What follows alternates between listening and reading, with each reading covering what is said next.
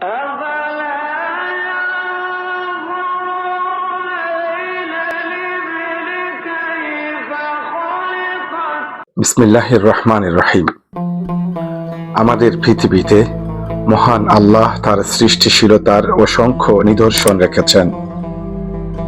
জমিনে বিচরণশীল প্রাণীদের মাঝে উট হচ্ছে এক রহস্যময় প্রাণীর নাম।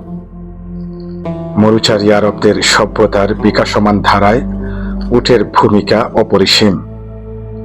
সে যুগে মালামাল পরিবহন, হজ যাত্রা, সামরিক অভিযান কিংবা বাণিজ্য কাফেলার বাহন হিসেবে উটের কোনো বিকল্প ছিল না। শত শত মাইল পথ পাড়ি দেওয়ার পাশাপাশি এই উট জড়িয়ে গেছে ইসলামের ইতিহাসের সাথে।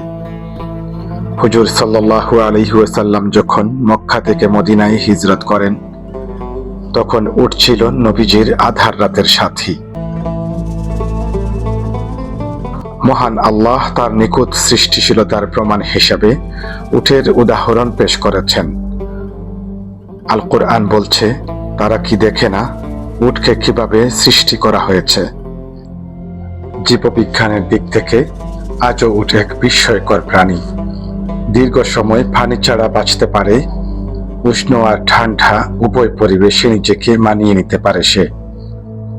উট শুধুই একটি প্রাণী নয়, বরং মরুভূমির জাহাজ, মানুষের সভ্যতার সহচর এবং অসীম ধৈর্য শক্তির নিখুঁত প্রতীক। উটের জীবনাচার, সৃষ্টির অপূর্ব রহস্য এবং মানুষের সঙ্গে সম্পর্ক প্রাকৃতিক ও আধ্যাত্মিক জ্ঞানের চোখ খুলে দেবে যুগের পর যুগ। ভালো থাকুক মরু প্রকৃতির এই মায়াবী সন্তানেরা। ভিডিওটি ভালো লাগলে লাইক দিন, শেয়ার করুন এবং সাবস্ক্রাইব করে পাশে থাকুন। মাহিন চৌধুরী, সৌদি আরব।